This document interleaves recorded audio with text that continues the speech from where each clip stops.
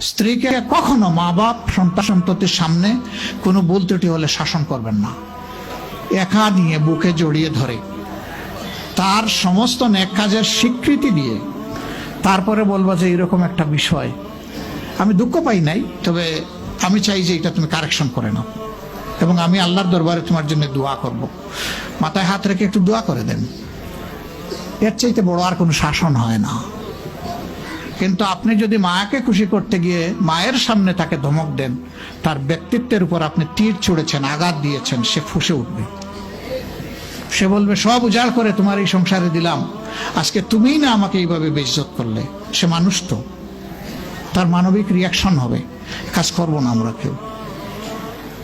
আমাদের জীবনের অংশ, আমাদের হাড়ের অংশ, আমাদের কলিজার অংশকে আমরা সেইভাবে সম্মান দিব ইনশাআল্লাহ। আমরা ভালোবাসবো সে আমার স্ত্রী, আমরা শ্রদ্ধা করবো সে আমার সন্তানের মা। স্ত্রী হিসাবে ভালোবাসা পাবে, মায়ের জাতি হিসাবে সে সম্মান পাবে।